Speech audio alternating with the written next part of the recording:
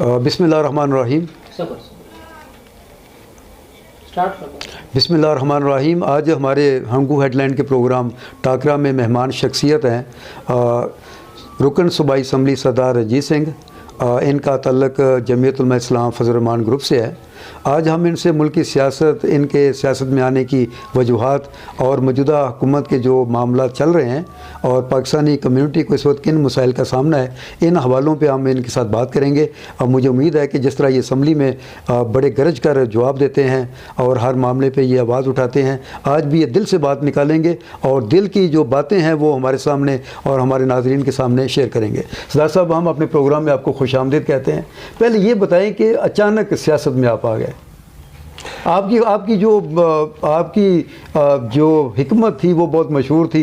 हर तरफ से जो मायूस लोग थे वो कोहाट आपके पास आया करते थे। हिकमत से सियासत का सफ़र, इसमें बुनियादी किरदार किसने अदा किया? बहुत शुक्रिया।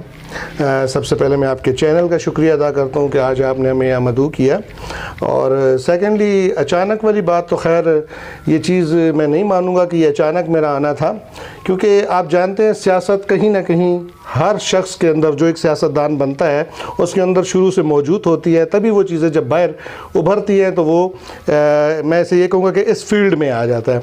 पीछे बाद आपका दूसरा क्वेश्चन भी बहुत अच्छा था कि हिकमत, आप हिकमत से ही अंदाज़ा लगा सकते हैं कि जब मेरा पंसार स्टोर था उस वक़्त भी हम लोगों की खिदमत करते थे और ये खिदमत का जज्बा जो है बचपन से ही था। तो उसको अगला उसका जो तरीक़ेकार था लोगों की खिदमत करने के लिए, इस पोजीशन पे आना, सियासत की तरफ जो है उसको मूव करना, तो ये मेरा, इसीलिए मैं इस तरफ आया और मैंने सोचा कि चलें जब मैं भी किसी ओहदे पे हूँगा और उसमें मैं ज़्यादा से ज़्यादा अपने लोगों की खिदमत कर सकूँगा। इसका मतलब यह है कि सियासत में आने की बुनियादी वजह यह थी कि एक ऐसी पावर मिले जिसको मैं अपनी कम्यूनिटी की फलाह बहबूद के लिए इस्तेमाल कर सकूँ। बिल्कुल ऐसे ही। तो ये क्या बदबख्ती ये हुई कि आप अपोजिशन में चले गए? अपोजिशन में रहते हुए तो इंसान उस पावर के साथ, उस जज्बे के तहत काम नहीं कर सकता जो हुकूमत में होते हुए अरकान असम्बली करते हैं। तो मुश्किलात तो होंगी आपके लिए।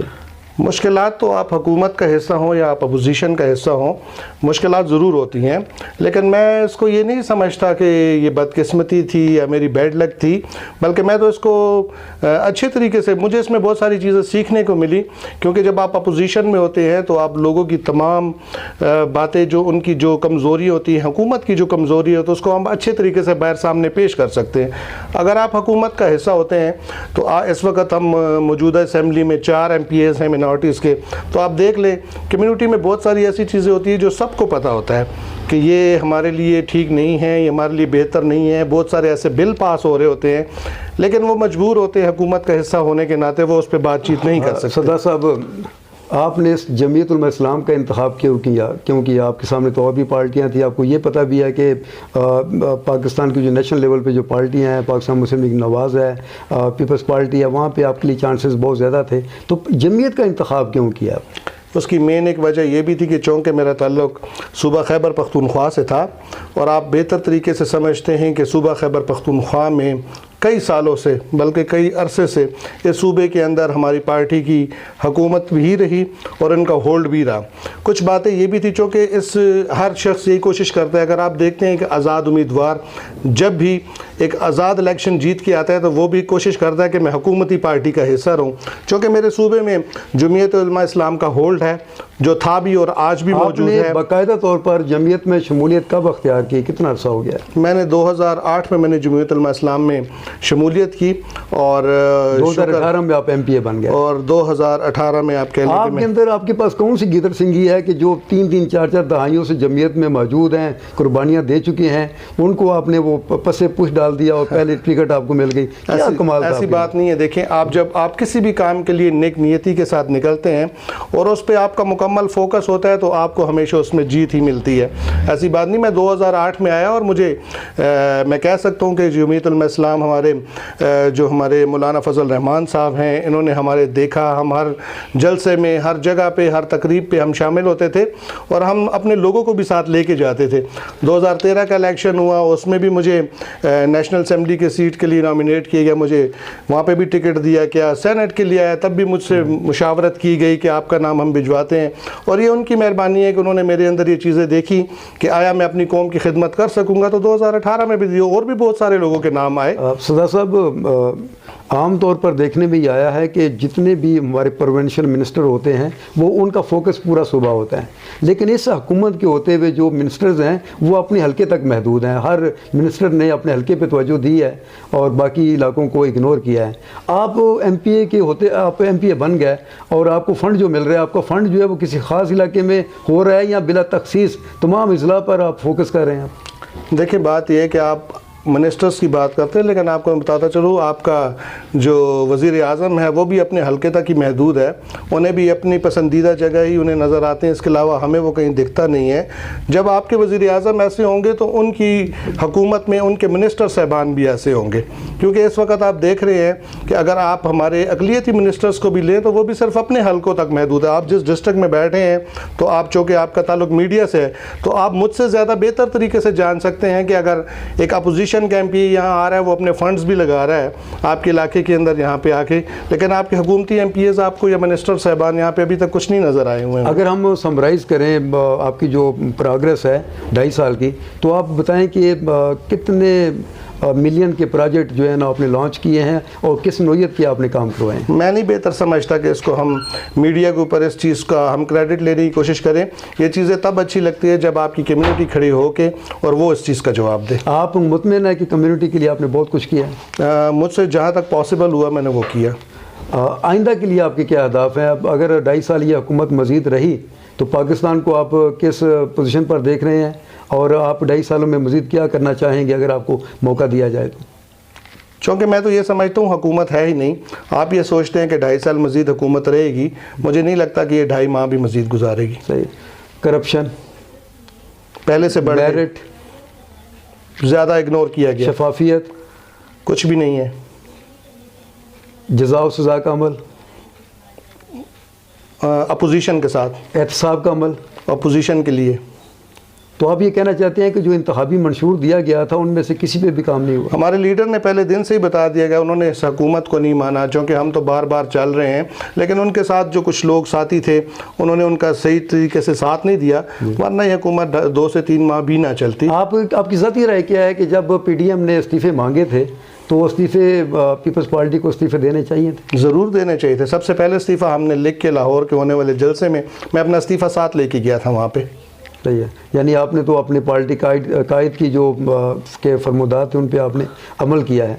आप क्या देखते हैं कि अगर 2.5 साल के बाद या 2 साल के बाद जब ये इलेक्शन होते हैं, खैबर पख्तूनख्वा में आइंदा जो हुकूमत आएगी वो किस पार्टी की आप देख रहे हैं? जो हुकूमत इस वक्त आई है उस वक्त भी हमारी हुकूमत थी और इंशाल्लाह आगे भी आने वाली हुकूमत ही हमारी होगी। आपकी हुकूमत होगी? जी। चलिए सरदार साहब, ये मुझे ज़रा बताएं आप कि इस वक्त पाकिस्तानी कौम को किन मुश्किलात का सामना है और उसकी बुनियादी वजह क्या है? देखिए जी, सबसे पहली बात है पाकिस्तान इस वक्त मैं उसे ये कह सकता हूँ कि वो कोविड-19 से तो परेशान है, लेकिन जो कोविड-18 उसके ऊपर मुसल्लत हुआ, सबसे बड़ी परेशानी इस वक्त पाकिस्तान में तमाम पूरे मुल्क पाकिस्तान की आवाम कोविड-18 से परेशान है। कोविड-18 से परेशान। सरदार साहब, ये मुझे बताएं कि मैंने अभी भी देखा है कि जो खैबर पख्तूनख्वा की जो मिनॉरिटीज़ हैं उनकी मुश्किलात बहुत ज़्यादा हैं।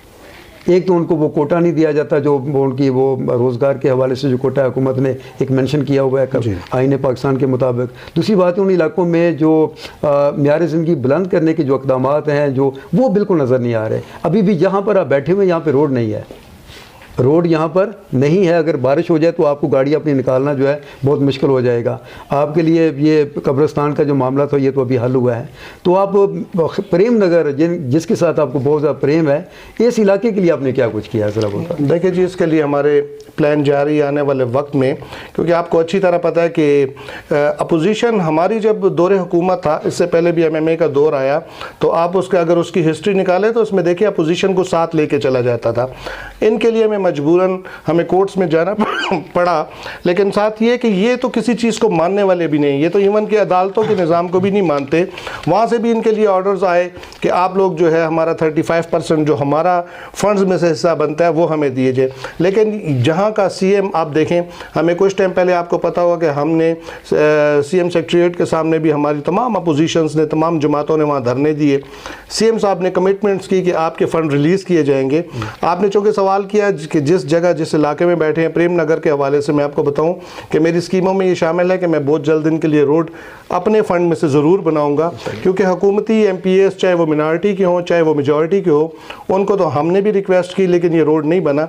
इंशाल्लाह जमीयत उलमा इस्लाम के MPs ही बना कर जाएंगे। सरदार साहब, एक बड़ा तलख किस्म का क्वेश्चन है, लेकिन हमारे जो पॉलिटिशियन होते हैं वो पब्लिक प्रॉपर्टी होते हैं, उनके साथ हर जाविये से बात होती है। और इस पे सेनेट के इलेक्शन में क्या ड्रामा हुआ है? खैबर पख्तूनख्वा में अक़लियत ये अपोजिशन की 3 सीटें आसानी से निकल सकती थी, लेकिन सिर्फ 2 सीटें मिली हैं। क्या जादू चला है यहाँ पर? देखें, आपने उस चीज़ को आप ये इस हवाले से कह सकते हैं हमारी 15 सीटें थी और आप अल्हम्दुलिल्लाह हम अपनी सीट लेके आए। हमारे 15 मेंबरान थे, उसमें से हमारी 1 सीट बनती थी, वो हम लेके आए ना। तो आपकी बात सही है, लेकिन चूंकि ये जो इलेक्शन था इसमें कोऑर्डिनेशन आपकी हुई थी, नून लीग के साथ हुई थी, पीपल्स पार्टी के साथ, PDM मुश्तरका तौर पे ये इलेक्शन कंटेस्ट कर रही थी, तो इसमें अब्बास अफरीदी साहब बाहर गया, हालांकि वो सीट कन्फर्म थी। 3 से 2 कैसे हो गए? चूँकि मेरा सेनेट में मेरा फर्स्ट टाइम था, मुझे उसके बारे में उनका जो भी तरीक़ेकार होता है मुझे इतनी ज़्यादा मालूमात नहीं है। आपका कोई वोट ज़ाया तो नहीं हुआ? नहीं, हमारा कोई वोट ज़ाया, हमारे तमाम वोट हम बिल्कुल, हम मेरे समेत हमारे तमाम जितने MPs थे सबके वोट कास्ट हुए। बहुत शुक्रिया, बहुत शुक्रिया जी। सरदार रंजीत सिंह पहली बार रुकन सूबाई असम्बली इलेक्ट हुए। जमीयत उलमा इस्लाम ने इन पर इत्मीद का इज़हार किया और ये पूरे सूबे में काम कर रहे हैं, और इस वक्त भी वो तरक्याती कामों का जायज़ा लेने के लिए प्रेम नगर में मौजूद है। यहाँ पर भी इनके लाखों रुपए के तरक्याती काम जो हैं वो जारी हैं। इनसे हमने मुल्क की सियासत के हवाले से, इनकी सियासत के हवाले से गुफ्तगू की। उम्मीद है कि आपको इनके ख़यालात से काफ़ी हद तक आगाही मिली होगी। इंशाल्लाह अगले प्रोग्राम में नए मेहमान के साथ हाज़िर होंगे। उस वक्त तक के लिए इजाज़त दें। खुदा हाफ़िज़।